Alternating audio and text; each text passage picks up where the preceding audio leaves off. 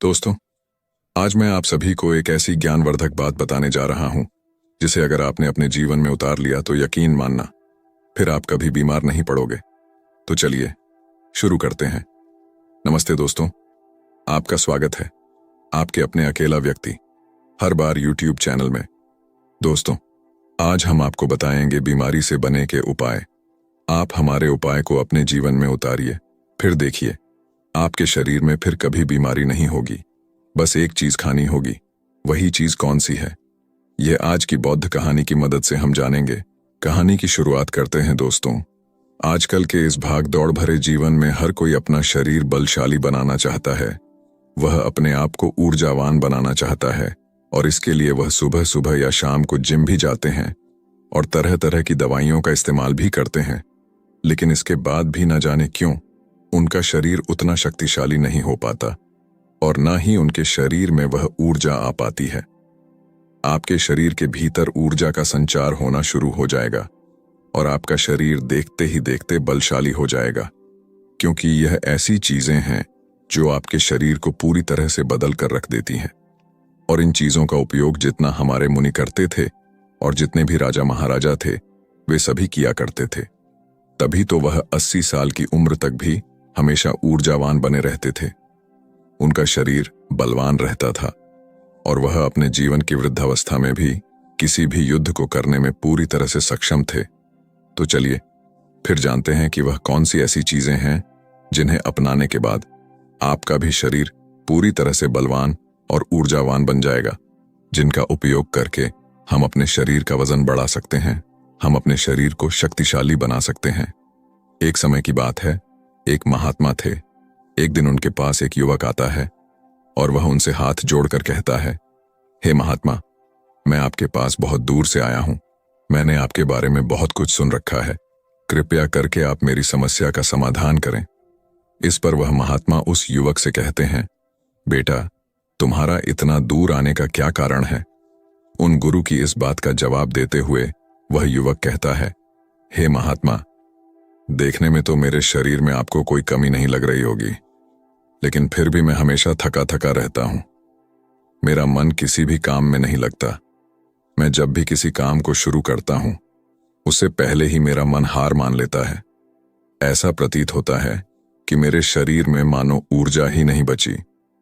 अभी तो मेरी उम्र केवल 25 वर्ष की ही है, लेकिन अभी से मेरे चेहरे पर झुर्रियां पड़ने लगी हैं।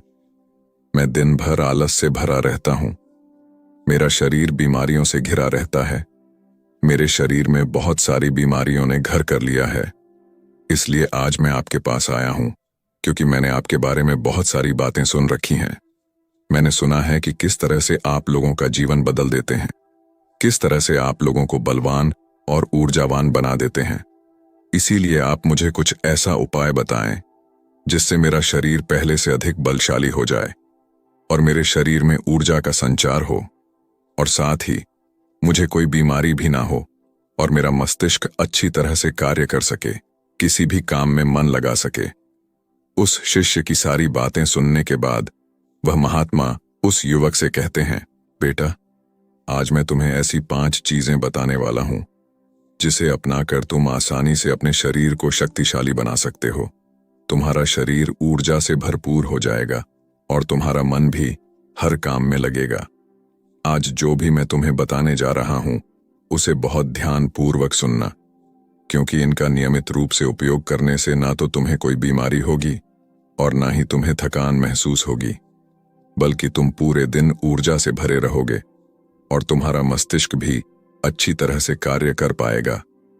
लेकिन इससे पहले कि मैं तुम्हें उन 5 चीजों के बारे में बताऊं, उससे पहले तुम्हें यह समझ होगा कि आखिर हमारे साथ यह तकलीफ क्यों होती है। हम में से अधिकांश लोगों को यह समस्याएं क्यों होती हैं। इतना कहकर वह महात्मा उस युवक को यह समझाने का प्रयास करते हैं कि आखिर तुम्हारे भीतर यह समस्याएं क्यों हैं। आगे वह महात्मा कहते हैं, बेटा, हमारा शरीर पोषक तत्वों से बना है, फिर चाहे वह कोई भी अंग क्यों ना हो। हमारी मांसपेशियां भी पोषक तत्वों से ही बनती हैं, और अगर पोषक तत्वों की शरीर में कमी रहती है तो आपके शरीर के प्रति हर एक पर इसका प्रभाव अवश्य देखने को मिलता है। इसीलिए यदि तुम स्वस्थ रहना चाहते हो, तुम चाहते हो कि तुम्हारा शरीर ऊर्जावान बना रहे, तुम शक्तिशाली रहो, तो इसके लिए आपको पर्याप्त मात्रा में पोषक तत्व तो लेने ही होंगे। इस पर वह युवक उन महात्मा की बात काटते हुए कहता है, हे महात्मा, परंतु हमें यह पोषक तत्व किस तरह से प्राप्त होंगे? इस पर वह महात्मा मुस्कुराते हुए उस युवक से कहते हैं, बेटा, जब व्यक्ति को यह पता ही नहीं होता कि पोषक तत्व किन औषधि से मिलता है, तो वह इनसे वंचित रह जाता है। हो सकता है तो हमारे शरीर की मरम्मत करने का काम भी करता है, और इन्हीं से हमारे शरीर का विकास होता है। इसलिए अब जो भी मैं तुम्हें बताने जा रहा हूं, उसे बहुत ध्यानपूर्वक सुनना, क्योंकि इससे तुम्हारा पूरा जीवन बदल जाएगा। इतना कहकर वह महात्मा उस व्यक्ति से कहते हैं, बेटा, यह जो हमारी धरती है, यह हमें बहुत ही कम पैसों में ऐसी चीजें उपलब्ध करवा देती हैं जिनको कि गरीब से गरीब व्यक्ति भी बहुत आराम से खरीद सकता है, और यहीं से हमें वो औषधियां भी मिलती हैं जिनसे हमारे शरीर को पोषक तत्व प्राप्त होते हैं। आगे महात्मा उस युवक को कहते हैं, बेटा, हमारे शरीर में पोषक तत्वों का निर्माण 2 तत्वों से होता है, जिसे हम अमीनो कहते हैं। यह अमीनो अम्ल जब जुड़ता है तो इसकी एक और इसके जुड़ने से हमारे शरीर में पोषक तत्वों का निर्माण होता है। और यह जो अमीनो अम्ल होते हैं, यह भी 2 प्रकार के होते हैं, जिनमें पहले वो होते हैं जिनको आपका शरीर अपने आप ही बना लेता है, और दूसरे वो जो आपको आपके आहार से प्राप्त होते हैं। इसलिए एक बात अवश्य ध्यान रखना कि जो भी आप आहार करते हैं, यदि उसके अंदर अमीनो अम्ल नहीं होते तो आपके शरीर में विभिन्न प्रकार के तत्व की कमी हो जाती है, जिसका असर आपके शरीर पर भी पड़ता है, और इसके फलस्वरूप आपका शरीर भीतर ही भीतर कमजोर होने लगता है और आप थके थके महसूस करने लगते हैं, और इस अवस्था में किसी भी काम को करने में आपका मन नहीं लगता, और आपके शरीर की हड्डियां भी कमजोर होने लगती हैं, जिससे कभी कभी हमारे शरीर की हड्डियों में हमें दर्द भी महसूस होता है, और साथ ही हमारे शरीर की जो मांसपेशियां हैं वह भी ढीली पड़ने लगती हैं, और हमारे शरीर की ऊर्जा भी खत्म हो जाती है। चेहरे की चमक चली जाती है, हमारे बाल सफेद हो जाते हैं, आंखों की रोशनी भी कम होने लगती है। इसलिए इनका संतुलन हमें बनाकर रखना चाहिए। यदि इनका संतुलन बिगड़ा तो आपके शरीर में तरह तरह की बीमारियां उत्पन्न हो जाएंगी, और फिर हम तरह तरह की बीमारियों से गिर जाएंगे। आगे वह महात्मा उस युवक से कहते हैं, इसलिए इन सब का संतुलन बनाए रखने के लिए अब जो चीजें मैं तुम्हें बताने जा रहा हूं, उसका नियमित रूप से इस्तेमाल करना होगा, तभी वह चीजें तुम्हारे शरीर को ऊर्जावान और बलवान बना पाएंगी।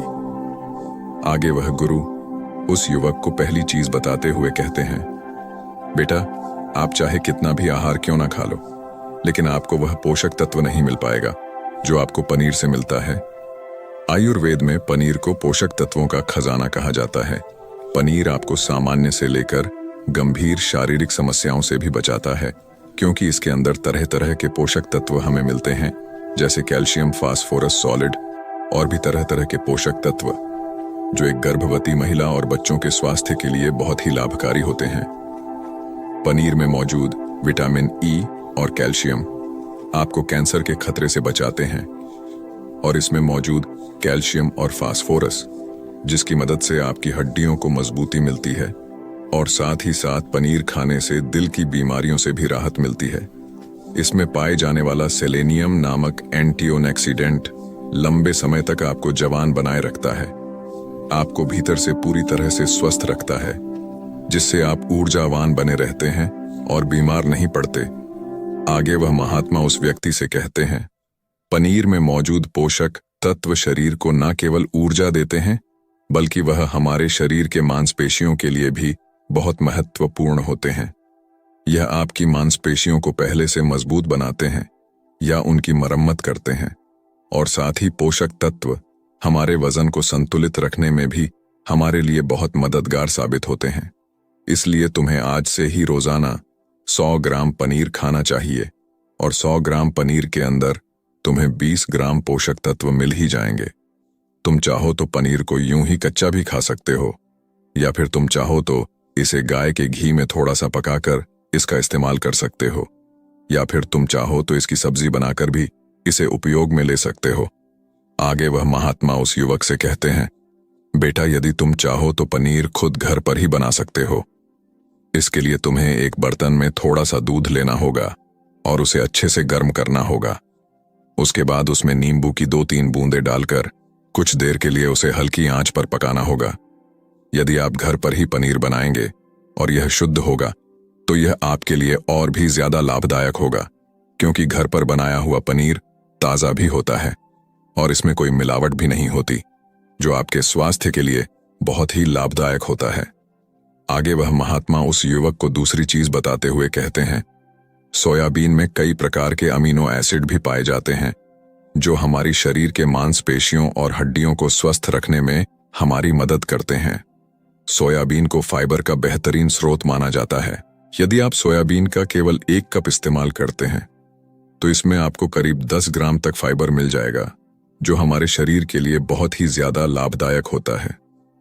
जो लोग शाकाहारी होते हैं उनके लिए सोयाबीन एक वरदान है, क्योंकि जो लोग मांस का प्रयोग करते हैं, जो लोग मांस का सेवन करते हैं, उन्हें उतना पोषक तत्व नहीं प्राप्त होता जितना कि एक शाकाहारी व्यक्ति को सोयाबीन का सेवन करने से होता है।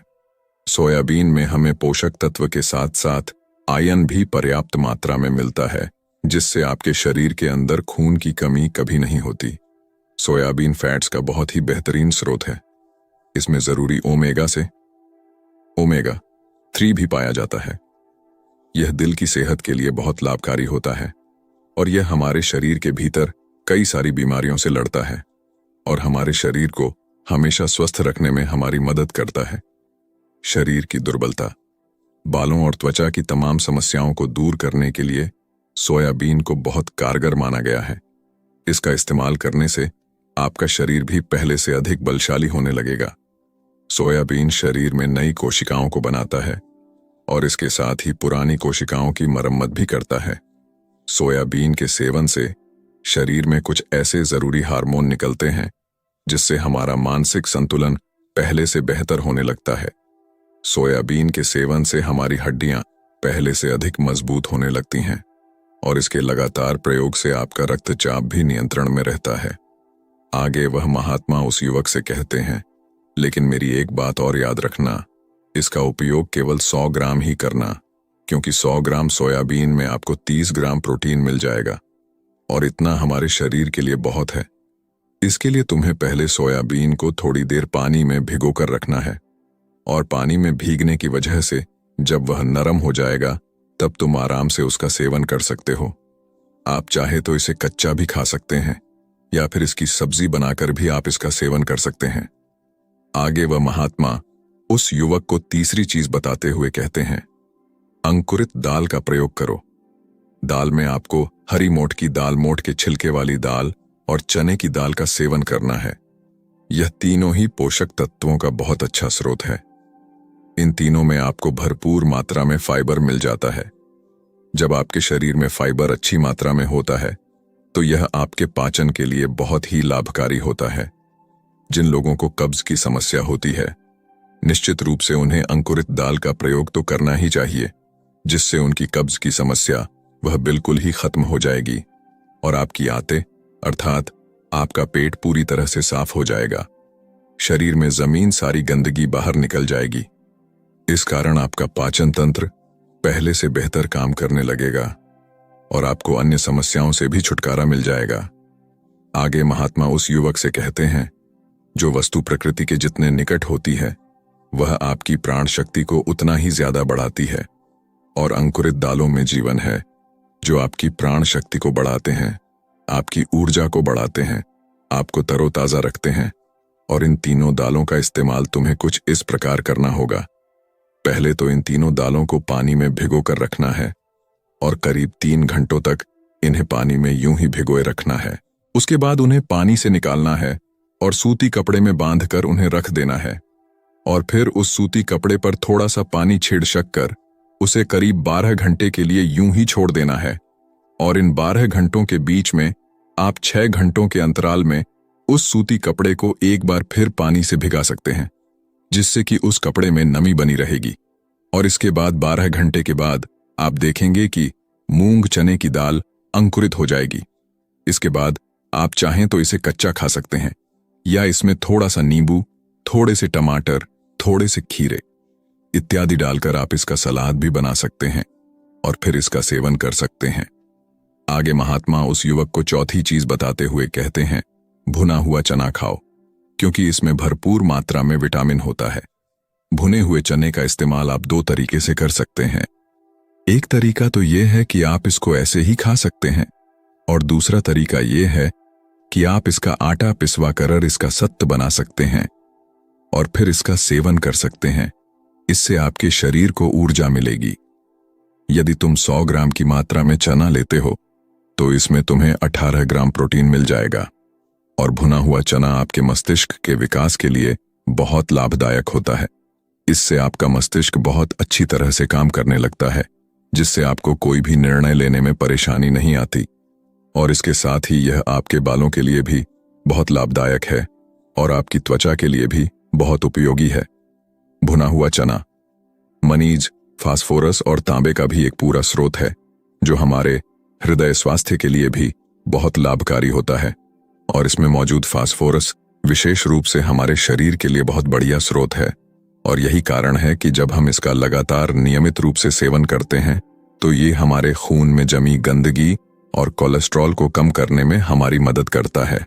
आजकल तो हर कोई केवल स्वाद के लिए खाना खाता है और अधिकांश जंतु तले हुए ही होते हैं।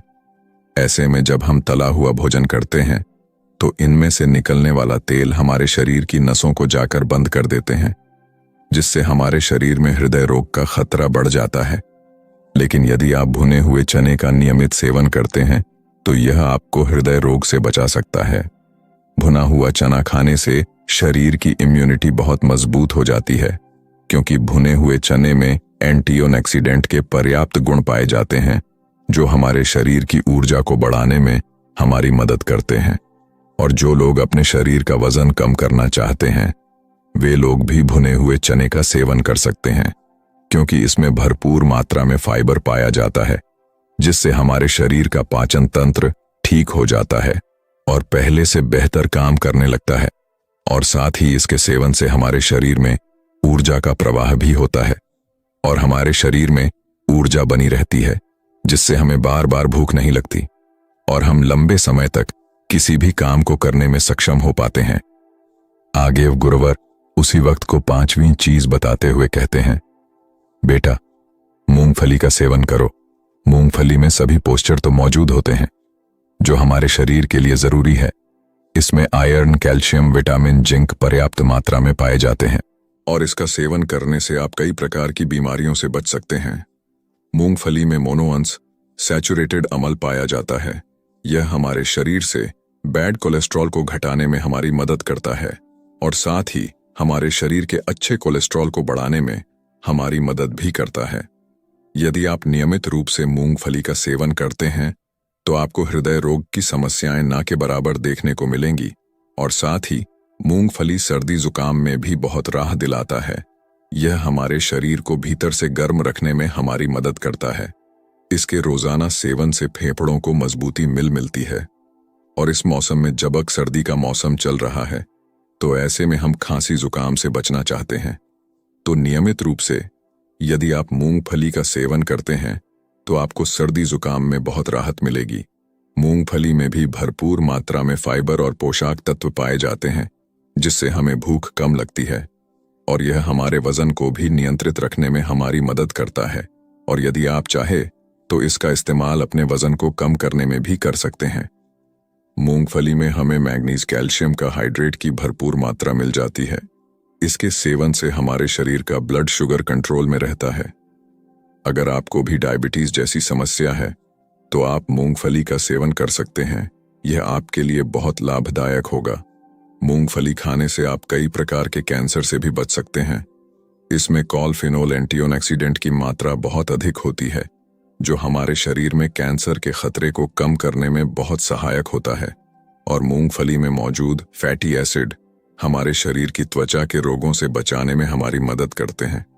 इसमें फाइबर भी पाया जाता है, जो शरीर के विषैले पदार्थों को हमारे शरीर से बाहर निकालने में हमारी मदद करता है, जिससे आपकी त्वचा हमेशा जवान रहती है। आपकी त्वचा हमेशा स्वस्थ रहती है। इसके लिए आपको नियमित रूप से एक मुट्ठी मूंगफली का प्रयोग तो करना ही चाहिए। आगे वह युवक से कहते हैं, लेकिन मेरी एक बात और याद रखना कि मूंगफली का अधिक सेवन करने का प्रयास ना करना। आगे वह महात्मा उस युवक से कहते हैं, बेटा, अगर तुमने मेरे द्वारा बताई गई इन 5 चीजों का नियमित रूप से पालन किया, इन्हें नियमित रूप से अपने जीवन में उतारा, तो तुम्हारा जीवन जल्द ही बदल जाएगा और केवल 10 से 15 दिन के अंदर ही तुम्हारा शरीर पहले से ऊर्जावान और बलवान हो जाएगा। तुम पहले से बहुत अच्छा महसूस कर पाओगे और यदि तुम नियमित रूप से इनका सेवन करते रहते हो तो भविष्य में भी तुम्हें बहुत ही कम समस्याओं का सामना भी करना पड़ेगा। इतना कहकर वह महात्मा शांत हो गए और वह युवक भी अब यह समझ चुका था कि उसे क्या करना है। उसने उन महात्मा का प्रणाम किया और वापस अपने घर लौट गया। तो दर्शकों, चलिए अब शरीर को बलवान बनाने के लिए और क्या क्या करना चाहिए, इस विषय पर अगली प्रसिद्ध कहानी की शुरुआत करते हैं। दोस्तों, बहुत समय पहले की बात है। एक नगर में एक व्यक्ति रहा करता था। वह व्यक्ति हमेशा बीमार रहता था। वह हमेशा बीमारियों से ग्रसित रहता था, जिस कारण वह बहुत परेशान रहता, चिंतित रहता। उसने कई प्रकार की औषधियां भी लीं, कई प्रकार के चिकित्सकों से सलाह भी ली। हर किसी ने उसे तरह तरह की दवाइयां दी। किसी ने उसकी बीमारी का इलाज कुछ बताया तो किसी ने उसे कुछ और ही तरीका बताया, लेकिन कोई भी तरीका उसकी बीमारी पर काम नहीं कर पा रहा था। वह बहुत परेशान हो चुका था, बहुत हताश हो चुका था। वह भीतर ही भीतर पूरी तरह से टूट चुका था। उसने सारी उम्मीदें खो दी थीं। उसे बस यही लग रहा था कि इससे तो अच्छा होता ईश्वर मुझे अपने पास बुला लेता, कम से कम इन रोज रोज की बीमारियों से पीछा तो छूटता। इसी कारण वर्ष वह हमेशा चिंता में रहता, निराश रहता।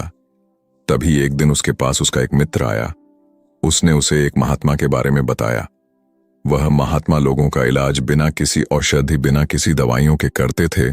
उनके इलाज करने का तरीका बहुत अनोखा था। ना ही वह किसी को किसी प्रकार की दवाइयां देते और ना ही वह किसी प्रकार का उन्हें परहेज बता देते।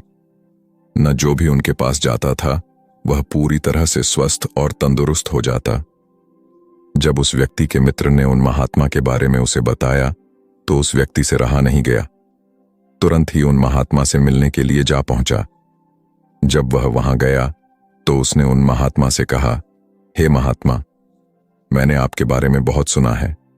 मैंने यह सुना है कि आप किसी की भी बीमारियां ठीक कर सकते हैं।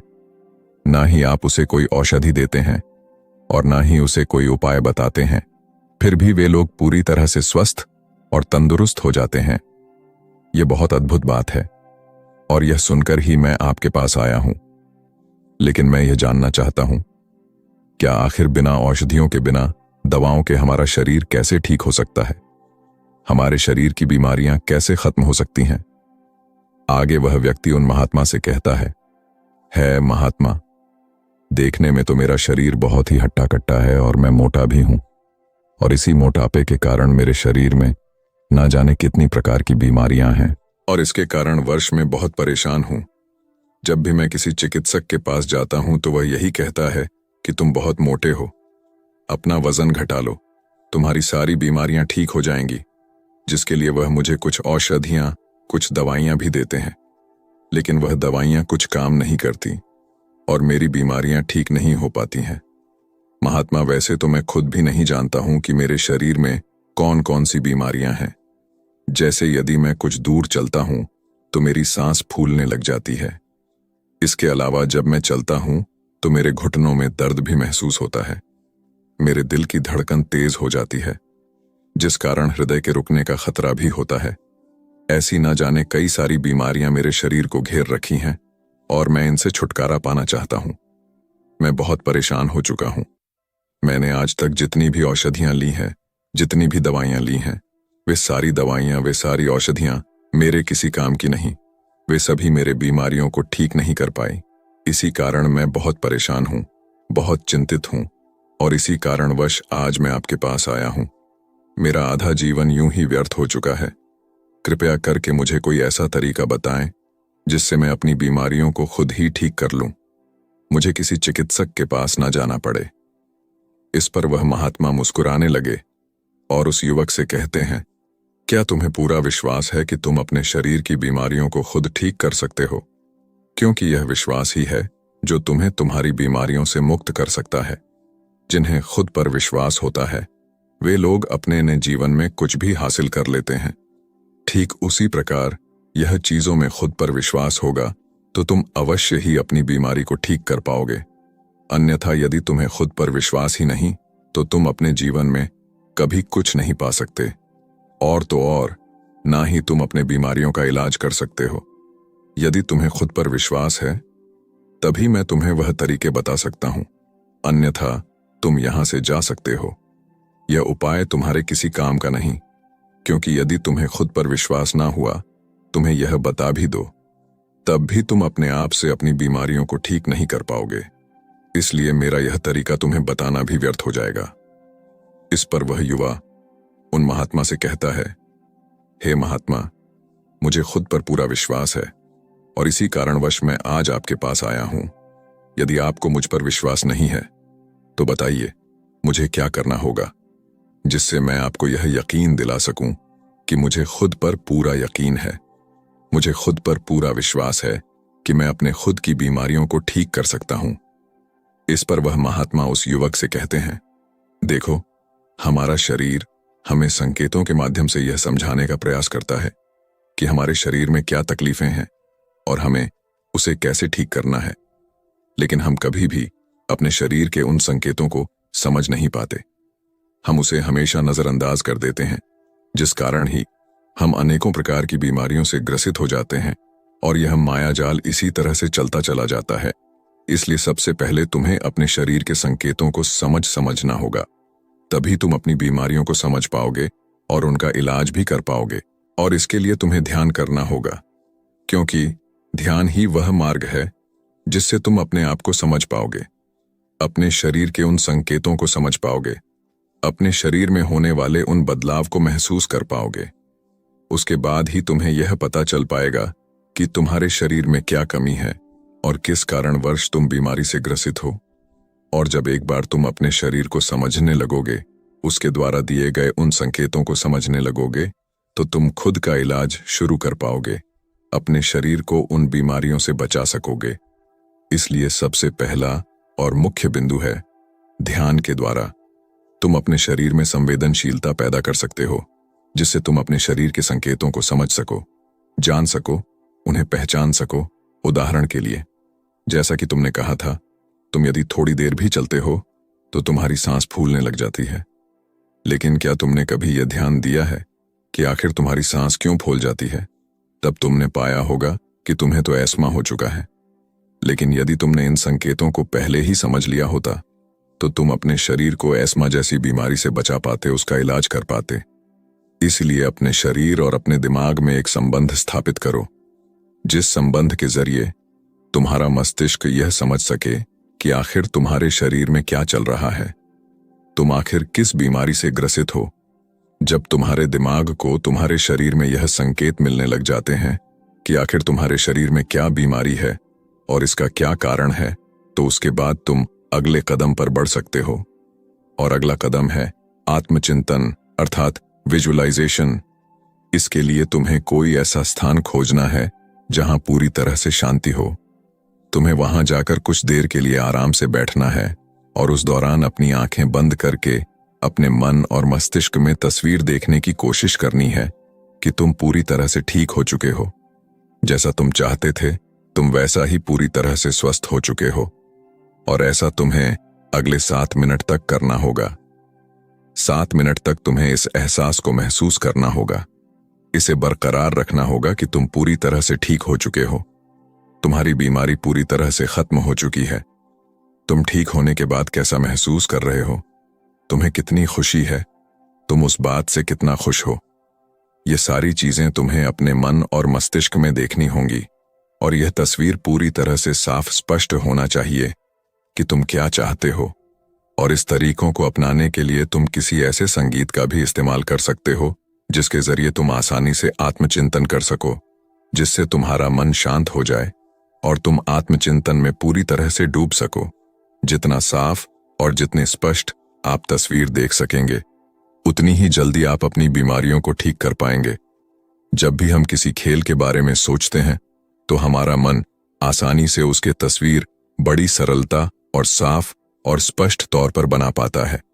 तब हमारा शरीर अपने आप को सबसे उत्तम स्वरूप में देखता है और ठीक उसी रूप में हमारा मस्तिष्क आकर्षित होने लगता है और हमारा मन और हमारा दिमाग दोनों पर काम करने लगते हैं ताकि वह हमारे शरीर को उस अवस्था तक पहुंचा सके जिसे अभी हमने साफ और स्पष्ट तौर पर देखा है, जिसे महसूस किया है। क्योंकि समझने वाली बात यह है कि आचरण करने से हमारा दिमाग उस सौरों की ओर आकर्षित होने लगता है और जब यह बात हमारे चित्त मन तक पहुंच जाती है तो अनजाने में ही सही, लेकिन हमारा औचित्य मन अपनी शक्तियों का इस्तेमाल करके हमारे शरीर को उन बीमारियों से ठीक करने लग जाता है।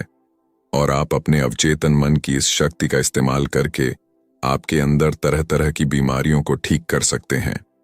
यदि आप अपना मोटापा घटाना चाहते हैं, आप अपने आप को स्वस्थ और सुडौल बनाना चाहते हैं, या फिर आपको अपनी खूबसूरती बढ़ानी है, आप अपने अनेकों प्रकार की बीमारियों को खुद ब खुदा ठीक कर सकते हैं, और वह भी बिना किसी दवा और बिना किसी चिकित्सक के। हमारे दिमाग, हमारे अवचेतन मन में ब्रह्मांड की सारी शक्तियां उपलब्ध होती हैं, लेकिन हम उन शक्तियों को पहचान नहीं पाते, उन्हें जान नहीं पाते।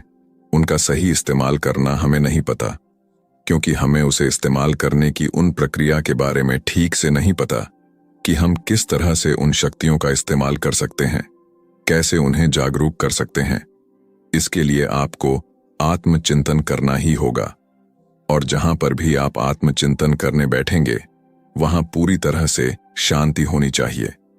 आप चाहे तो किसी ऐसे संगीत का इस्तेमाल कर सकते हैं जिससे आप आत्मचिंतन की गहराई तक उतर सकें, और आपको ऐसा अगले 20 दिनों तक करना होगा।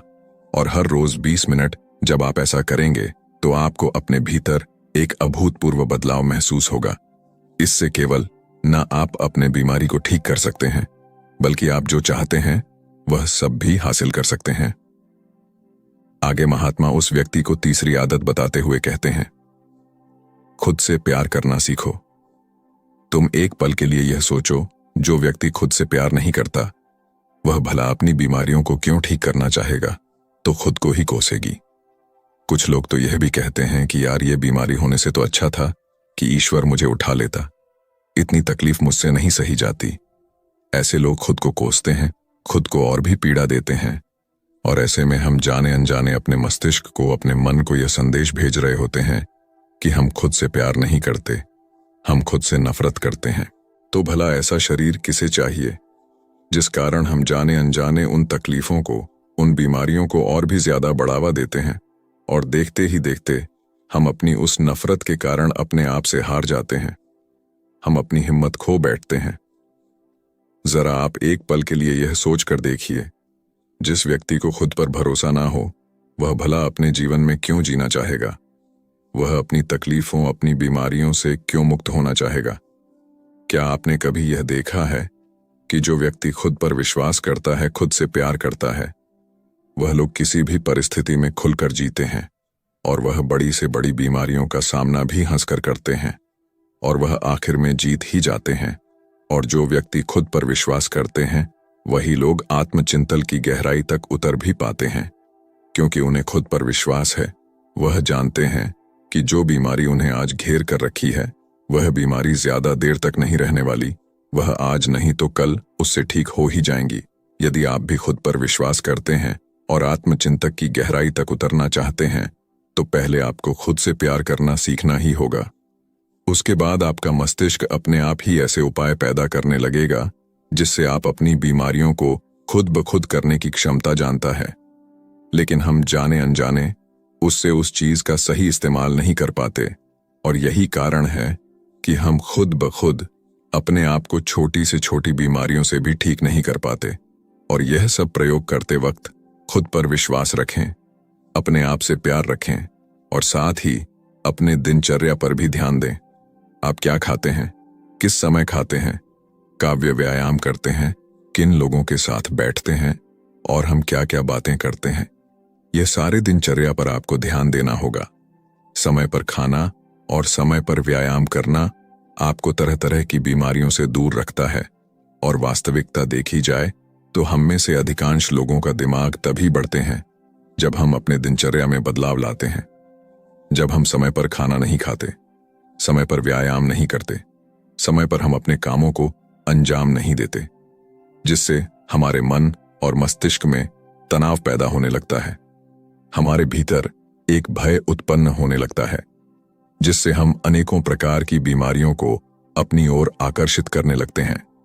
यदि आप समय से खाते हैं, पूरी नींद देते हैं, व्यायाम करते हैं, तो आप तनाव मुक्त जीवन जी सकते हैं। उसके बाद अनेकों प्रकार की बीमारियां आपसे कोसों दूर रहेंगी। आपको अपने दिनचर्या का पालन पूरी निष्ठा और ईमानदारी के साथ करना चाहिए। आगे वह साधु उस व्यक्ति से कहते हैं, अपने औचित्य मन को अपनी बीमारियों को ठीक करने के काम पर लगाएं। हमारे शरीर शक्तियों का भंडार है। हमारे शरीर में तरह तरह की शक्तियां हैं, लेकिन हम उन्हें नहीं जान पाते, उन्हें समझ नहीं पाते। यहां तक कि हम अपने मस्तिष्क अर्थात अपने अवचेतन मन की शक्तियों का भी ज्ञान नहीं रखते। इस प्रक्रिया के बारे में वह महात्मा बताते हैं कि जब भी तुम सोने के लिए बिस्तर पर जाते हो तो सोने से ठीक पहले अपने मन को शांत करो और अपने आप से यह कहो कि तुम पूरी तरह से ठीक हो, और इसे साफ स्पष्ट तौर पर देखने का प्रयास करो। यदि तुम यह निरंतर करते हो तो तुम्हारी बीमारियां जड़ से खत्म हो जाएंगी। तुम ऐसा सोचते सोचते अपने बिस्तर पर सो जाओ।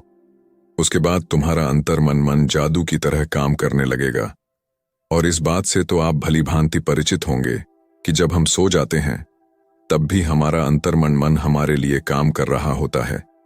लेकिन शायद आपको यह नहीं पता कि सोने से पहले हम अपने आत्मन को जो भी काम देते हैं वह पूरी रात उसी काम पर लगा होता है। इसीलिए रोज रात यह अभ्यास जरूर करें। देखते ही देखते आपका शरीर रोग मुक्त होने लगेगा। आप अच्छा महसूस करने लगेंगे। आप अपनी बीमारियों को ठीक करने लगेंगे। लेकिन याद रहे कि हमें रोज सोने से ठीक पहले करना है। यदि आप यह सोच रहे हैं कि क्या हम इसे दिन में कर सकते हैं, तो यह आपके लिए बिल्कुल काम नहीं करेगा, क्योंकि दिन में हमारा मन, हमारा मस्तिष्क अन्य कामों में व्यस्त होता है और ऐसे समय पर हमारे अवचेतन मन को समय नहीं मिल पाता कि वह आपकी बात सुने, आपकी बात पर अमल करें।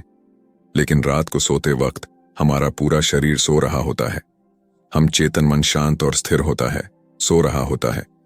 ठीक उसी वक्त हमारा उचित मन जागरूक होता है और उसे उतना वक्त मिल जाता है कि वह आपके द्वारा दिए गए निर्देशों पर काम कर सके, अपनी पूरी शक्ति का इस्तेमाल कर सके।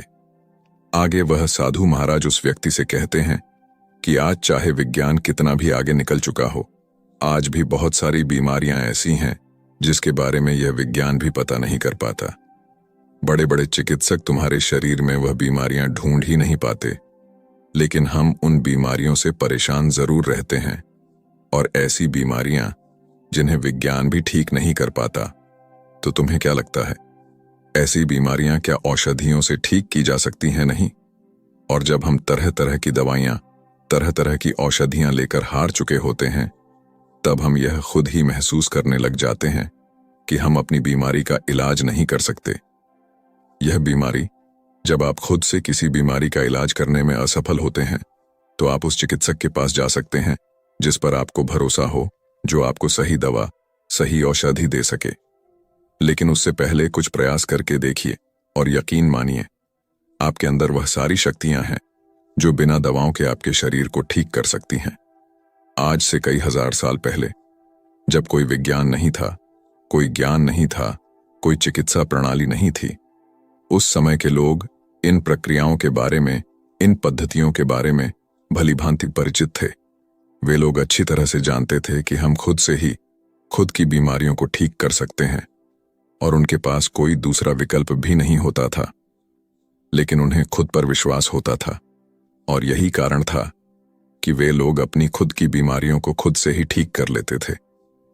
लेकिन जैसे जैसे समय आगे बढ़ता गया, समय के साथ साथ विज्ञानम और भी बढ़ता चला गया, वैसे वैसे ही वह सारी पद्धतियां, वह सारी प्रक्रियाएं नष्ट कर दी गईं, क्योंकि इससे विज्ञान के चिकित्सकों को, उनके अस्पतालों को बहुत नुकसान झेलना पड़ता।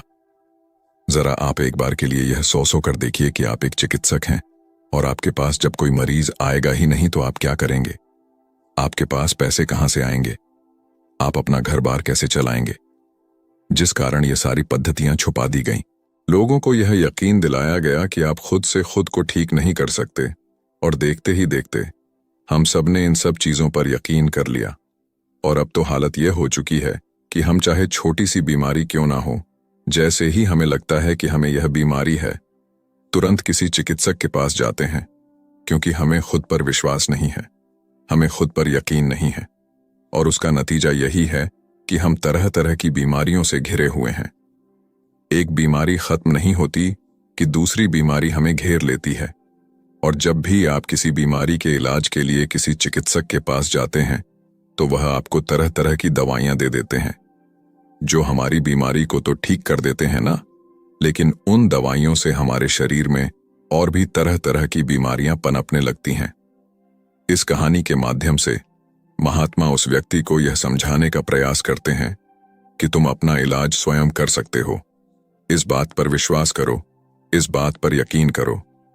जो भी प्रक्रियाएं मैंने तुम्हें बताई हैं, यदि तुम उसे अपने जीवन में अपना लोगे, उस पर अमल करोगे, तो ठीक 20 दिनों के बाद तुम अपने शरीर में वह बदलाव महसूस कर पाओगे। और उसके बाद चाहो तो तुम मेरे पास वापस आ सकते हो, ताकि तुम मुझे यह बता सको क्या आखिर तुम कैसा महसूस कर रहे हो, और 20 दिनों के बाद क्या अभी वह बीमार या तुम्हारे शरीर में है या नहीं, क्या तुम्हारी वह बीमारी ठीक हुई या नहीं। उस व्यक्ति ने उन महात्मा की सारी बातें ध्यानपूर्वक सुनी, और उसके बाद उसने यह तय किया कि अब से वह उन महात्मा की बातें मानेगा, उन पर यकीन करेगा, और खुद पर विश्वास करके वह अगले 20 दिनों तक इसका निरंतर अभ्यास करेगा। और 20 दिनों के बाद जो भी बदलाव उसके शरीर में वह महसूस करेगा, वह आकर ईमानदारी से उन महात्मा को जरूर बताएगा। यही सोचकर वह उन महात्मा को प्रणाम करता है और वापस अपने घर की ओर लौट जाता है। दोस्तों, मैं उम्मीद करता हूं कि यह कहानी सुनने से आपके जीवन में अच्छे बदलाव आए होंगे। आपको इस वीडियो से क्या सीखने मिला, यह कमेंट करके जरूर बताएं, और अपने परिवार, दोस्तों या आपके करीबी इंसान के साथ यह कहानी शेयर करके उन्हें भी इस ज्ञान से परिचित करवाएं। तो चलिए चलते हैं आज की तीसरी और आखिरी कहानी की तरफ। अगर आप यहां तक बने हुए हैं तो वीडियो को एक लाइक और सब्सक्राइब करना न भूलें। तो चलिए ज्यादा समय न लेते हुए कहानी शुरू करते हैं। मित्रों, यह कथा बड़ी ही शिक्षाप्रद, महत्वपूर्ण है। मेरा आपसे निवेदन है कि कथा के अंत तक हमारे साथ में बने रहना। नमस्कार मित्रों, अकेला व्यक्ति हर बार YouTube चैनल में आपका दिल से स्वागत है। एक बार एक जवान लड़का परेशान होकर एक वृक्ष के नीचे बैठा था। वह व्यक्ति अपनी रोजमर्रा जीवन से परेशान हो गया था। ऊपर से उसके घर वालों के रोज ताने सुनता। उसके घर वाले रिलेटिव जब भी उसे मिलते तो वह बस यही उससे कहते कि अभी तक तुम अपने जीवन में क्या कर रहे हो। उसके घर वाले भी अब उसकी इस समस्या को लेकर बहुत चिंतित रहने लगे थे। वे सोचते थे, इसका क्या होगा, यह अपने जीवन में कुछ कर पाएगा भी या नहीं। जब भी वह कहीं पर काम के लिए जाता तो लोग उसके सीधेपन का फायदा उठाते, उसे तंग करते। वह कुछ ज्यादा कह नहीं पाता था, जिसके कारण उसे कोई कुछ भी कह देता और वहां से चला जाता है। इन्हीं सब कारणों की वजह से उसका मन कहीं भी किसी भी काम में नहीं लगता। वह हर काम को कुछ ही दिनों में छोड़ दिया करता। उसके मन में बहुत कुछ चल रहा था। उसके मन में विचारों के तूफान उठ रहे थे। वह सबसे बहुत कुछ कहना चाहता था, लेकिन अपनी इस आदत के कारण वह किसी से कुछ नहीं कह पा रहा था। वह अंदर ही अंदर घुसता जा रहा था। सारे विचार, सारी बातें उसके मन में ही दबी पड़ी थीं, लेकिन कभी भी वह किसी से भी अपने मन की बात नहीं बताता था। एक दिन की बात है, वह लड़का चलते चलते काफी दूर आ गया था। वह एक जंगल से होकर अपने घर की तरफ जा रहा था। तभी उसे एक आश्रय दिखता है। वह लड़का उस आश्रय में चला जाता है। वह जाकर के देखता है कि एक साधु अपने शिष्य को उपदेश दे रहे थे। वह लड़का कुछ समय ऐसे ही खड़ा रहा, और जब उपदेश समाप्त हुआ तब वह उस भिक्षु के पास जाता है और उन्हें प्रणाम करके कहता है, हे महात्मा, मेरी किस्मत इतनी खराब क्यों है। मैंने आज तक अपनी जिंदगी में जो भी चाहा वह मुझे कभी नहीं मिला। हमेशा असफलता और निराशा ही मेरे हाथ लगी है। लेकिन मैं ऐसे बहुत से लोगों को जानता हूं जिनकी जिंदगी में किसी भी चीज की कोई कमी नहीं है। उन्होंने अपने जीवन में जो कुछ भी चाहा वह सब उन्हें मिला है। महात्मन, आखिर ऐसा क्यों होता है कि कुछ लोगों को सब कुछ मिलता है? वह जो भी करते हैं हर काम में सफल होते हैं, अपने चाहत की हर चीज को हासिल कर लेते हैं, जबकि दूसरी तरफ ज्यादातर लोग बस मेरी तरफ सपने देखते रहते हैं, लेकिन वह कभी भी अपनी मन चाहे चीजें और सफलता हासिल नहीं कर पाते। तो आप मुझे कोई ऐसा तरीका बताएं जिससे मैं भी अपने भाग्य को ठीक कर सकूं और मन चाहे सफलता हासिल कर सकूं। भिक्षु ने लड़के की पूरी बात ध्यान से सुनी और फिर कहा, पुत्र, तुम जिन सफल लोगों की बात कर रहे हो सकता है कि उनमें से कुछ लोग अपने भाग्य के सहारे सफल हो गए हों, लेकिन ज्यादातर लोग भाग्य के सहारे नहीं बल्कि इसीलिए सफल है क्योंकि उन्होंने यह सफलता कमाई है। सफलता प्राप्त करने और लगातार सफल बने रहने के लिए इंसान के अंदर कुछ महत्वपूर्ण आदतों और एक विशिष्ट नजरिए का होना बेहद आवश्यक है, जिसके बारे में आज मैं तुम्हें बताने जा रहा हूं। बस मेरी पूरी बात को अंत तक ध्यान से सुनना। लड़के ने कहा, जी महात्मन, मैं आपकी पूरी बात को ध्यान से सुनूंगा। भिक्षु ने कह शुरू किया, हम सही तरीके और शांत मन के साथ सोचकर जीवन में आने वाली हर चुनौती का समाधान खोज सकते हैं। बेटा, इससे पहले मैं तुम्हें 3 प्रश्न बताना चाहता हूं। साधु ने कहा, पहला, कौन किसके भाग्य का खाता है? दूसरा, संसार का सबसे बड़ा ताकतवर कौन है? और तीसरा, जो अपनी बात से मुकर जाता है उसका अंत में क्या अंजाम होता है? तब साधु कहते हैं, पुत्र, यह तीनों ही प्रश्न बहुत ही महत्वपूर्ण है क्योंकि इन तीनों प्रश्नों के उत्तर हर इंसान को जानना जरूरी होता है। इसीलिए मैं तुमको एक कथा के माध्यम से सुनाता हूं। उस कथा में तुमको इन तीनों प्रश्नों के जवाब मिल जाएंगे। तुम कथा को ध्यान लगाकर सुनना। तब वह लड़का कहता है कि महात्मन, कृपया आप कथा सुनाइए। तब महात्मन उसे कथा का श्रवण कराते हैं। कहते हैं, एक जंगल में एक विशाल बरगद का वृक्ष था। उस वृक्ष पर एक बाज पक्षी रहता था। उस बरगद से थोड़ी ही दूर पर एक बिल था। उस बिल में एक सर्प रहता था। फिर एक दिन जैसे ही सर्प बिल से बाहर निकलने लगा तो उस सर्प को वह बाज पक्षी देख रहा था। जब सर्प बिल से बाहर निकलने लगा तो उसी समय बाज सर्प पर झपटा, परंतु सर्प अपने बिल से अधिक बाहर नहीं निकला था, इसलिए वह वापस बिल में चला गया। फिर थोड़ी देर बाद सर्प ने अपना मुंह बिल से बाहर निकाला और देखने लगा कि बाज पक्षी यहीं पर है या कहीं पर चला गया। फिर वह बाज पक्षी दोबारा उस सर्प पर झपटा, परंतु वह फिर से वापस अपने बिल के अंदर छुप गया।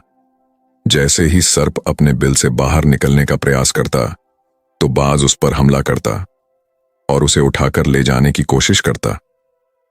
बाज मन में सोच रहा था कि जब भी तू बाहर निकलेगा तो मैं तुझे अपना भोजन बना लूंगा, और सर्प उस बाज के डर से बिल में छुपा रहता है। जब सर्प को उस बिल में रहते हुए काफी समय हो जाता है तो सर्प मन में विचार करने लगता है कि यदि राजा कृपाल सिंह कहीं से आ जाए तो वह दूसरों के कष्टों का हरण करते हैं, और राजा कृपाल सिंह ही ऐसे हैं जो मुझे इस बात से बचा सकते हैं। तो राजा कृपाल सिंह को याद करता हुआ सर्प उस बिल में छुपा रहता है, और जो भी उस मार्ग से निकलकर जाता तो उसे सर्प कहता कि भाई, कोई मेरी बात राजा कृपाल सिंह तक पहुंचा दो या मुझे राजा कृपाल सिंह से मिला दो तो मैं उसका जीवन भर एहसानमंद रहूंगा। फिर एक दिन राजा कृपाल सिंह, जो दूसरों के दुखों को दूर करते थे, वह जंगल में जा रहे थे और उसी मार्ग से निकलकर जा रहे थे। तभी सर्प को पता चला कि रास्ते से कोई जा रहा है, तो वह सर्प बिल के अंदर से ही कहने लगा, भाई, कोई मुझे राजा कृपाल सिंह से मिला दे तो मैं उसका जीवन भर एहसानमंद रहूंगा। यह बात जब राजा कृपाल सिंह ने सुनी तो राजा कृपाल सिंह कहने लगा, क्यों भाई, आपको राजा कृपाल सिंह से क्या काम है? तो सर्प कहने लगा, देखो भाई, राजा कृपाल सिंह दूसरों के दुखों का हरण करते हैं और मैं बहुत दिनों से इसी बिल में पड़ा हुआ हूं। मैं बहुत दुखी हूं। यदि मैं इस बिल से बाहर निकलता हूं तो इस वृक्ष पर एक बाज पक्षी का निवास है। वह बाज मुझ पर उसी समय हमला करता है, इसलिए मैं इस बिल से बाहर नहीं निकलता हूं और ना ही मुझे कुछ खाने को मिलता है। मैं ऐसे ही इस बिल में पड़ा हुआ हूं, ऐसे ही अपना जीवन व्यतीत कर रहा हूं। राजा कृपाल सिंह कहने लगे कि हे सर्पराज, मैं ही राजा कृपाल सिंह हूं। बताओ, तुम्हारे कष्ट का निवारण कैसे करूं? तो सर्प कहने लगा, हे महाराज, जैसा आपको उचित लगे ऐसा ही कीजिए, लेकिन मेरा इस बात से पीछा छुड़ा दीजिए, नहीं तो यह एक दिन मुझे मार डालेगा। राजा कृपाल सिंह कहने लगे, हे सर्पराज, तुम कहो तो मैं तुम्हें इस वन में कहीं दूर छोड़ दूं। सर्प कहने लगा, महाराज, जब आप मुझे दूर छोड़ने जाओगे तो यह बाज हमें देख लेगा और यह वहीं पर जाकर फिर से बैठ जाएगा और मौका मिलते ही यह मुझे मार डालेगा। राजन, आप मुझे कुछ समय के लिए आपके अंदर में बिठा लीजिए, आपके पेट में बैठने के लिए मुझे स्थान दे दीजिए। जब इस बाज को पता नहीं चलेगा कि सर्प कहाँ गया और मैं आपके साथ इस वन से बहुत दूर चला जाऊंगा और आगे जाने के बाद मैं आपके पेट से बाहर आ जाऊंगा। राजा कृपाल सिंह कहने लगे, ठीक है सर्प, आज आप मेरे पेट में प्रवेश कर जाइए। राजा कृपाल सिंह अपना मुंह खोल देते हैं और वह सर्प राजा कृपाल सिंह के पेट में प्रवेश कर जाता है और राजा कृपाल सिंह के पेट में जाकर के बैठ जाता है। जब राजा कृपाल सिंह वन में आगे गए और आगे काफी दूर पहुंचने के बाद उस सर्प से कहने लगे कि हे नागराज, अब आप मेरे पेट से बाहर आ जाइए। अब यह सुनसान वन है, इसमें कोई बाज आपको परेशान नहीं करेगा। यह बात सुनकर नागराज कहने लगा कि नहीं महाराज, अब मैं आपके पेट से बाहर निकलने वाला नहीं हूं। राजा कृपाल सिंह ने कहा, क्यों भाई, आपने तो मुझसे यह वादा किया था कि आप मुझे आगे सुनसान वन में छोड़ देना, मैं आपके पेट से बाहर निकल जाऊंगा। अब क्या हुआ, सुनसान वन आ गया, अब आप बाहर निकलिए। सांप कहने लगा कि देखो महाराज, जैसा रहने का आनंद आपके पेट में है वैसा उस बिल में नहीं मिलता, अब मैं तुम्हारे पेट से कभी बाहर नहीं निकालूं। राजा कृपाल सिंह मन में सोचने लगे कि यह तो बड़ा ही दुष्ट सर्प है, अब मैं क्या करूं। और उसके जहर के प्रभाव से महाराज कृपाल सिंह का पूरे शरीर से कोट फूटने लगा। महाराज कृपाल सिंह के शरीर से कोट निकल आया। राजा कृपाल सिंह मन में सोचने लगे कि अब मैं यदि राजधानी को वापस जाऊंगा तो यह अभी संभव नहीं है, क्योंकि मैं इस वक्त खोड़ी हो गया हूं और मुझे इसी वन में रहकर इस नागराज से भी छुटकारा पाना है। यह सोचकर महाराज कृपाल सिंह एक वृक्ष के नीचे झोपड़ी बनाकर सो जाते हैं। उनके शरीर से कोट टपकने लगा और बदबू आने लगी, जो कि सर्प का जहर था। सर्प कुंडली मारकर राज कृपाल सिंह के पेट में बैठा हुआ था। राजा कृपाल सिंह उस वन में पड़ी हुई एक कोड़ी की हालत में है। अब इधर उन्हीं के समय एक प्रसिद्ध जनपद था। श्रावस्ती और श्रावस्ती नगरी के महाराजा थे रामध्वज महाराज। रामध्वज के 3 पुत्रियां थीं और राजा रामध्वज बड़ा अहंकारी और बड़ा ही अभिमानी राजा था। फिर एक दिन उसने अपनी तीनों बेटियों से पूछा कि बताओ बेटियों, तुम किसके भाग्य का खाती हो। फिर उनमें से 2 बेटियां तो राजा के डर से कहती कि पिताजी, हम तो आपके भाग्य का ही खाते हैं। परंतु उनमें से राजा की एक चित्ररेखा नामक बेटी थी। वह चित्ररेखा अपने पिता रामध्वज कहती हैं कि नहीं पिताजी, मैं किसी के भाग्य का नहीं खाती हूं, मैं तो केवल अपने ही भाग्य का खाती हूं। उस बेटी की बात सुनकर राजा को बहुत क्रोध आया और राजा ने उसी समय नाई और ब्राह्मण को बुलाया और नाई और ब्राह्मण से कहने लगा कि इन दोनों बेटियों का रिश्ता तो आप किसी राजा के यहां करके आइए, और जो यह बड़ी वाली बेटी है इसका रिश्ता किसी कुड़ी कलंक की या जिसके हाथ पैर नहीं हो उसके साथ करके आइए। फिर राजा का आदेश मिलते ही नाई और ब्राह्मण उन तीनों बहनों का रिश्ता करने के लिए चल देते हैं।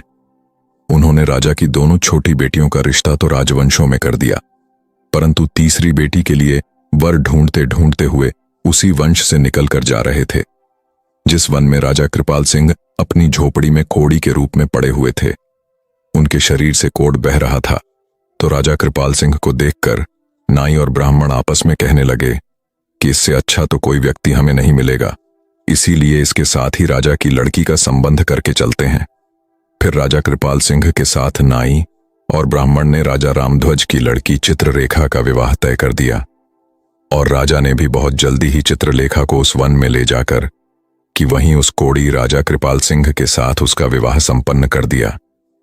राजा कृपाल सिंह जैसे महापराक्रमी राजा समय की चपेट में आ गए और एक कोड़ी का जीवन गुजार कर रह रहे थे। वह लड़की बड़ी ही पतिव्रता थी। वह अपने पति राजा कृपाल सिंह की सेवा करती थी और वह दोनों छोटी बहनें जो थीं वह बड़े बड़े राजाओं के घर में गई तो वह तो आराम की जिंदगी जी रही थी। लेकिन चित्रलेखा राजा कृपाल सिंह के साथ दुखी जीवन काट रही थी। कहते हैं जो अपने नियम और सिद्ध सतों पर रहता है और जो धर्म का पालन करता है, ईश्वर हमेशा उसे सुखी रखना ही पसंद करता है। भगवान उसे हमेशा आनंद प्रदान करता है।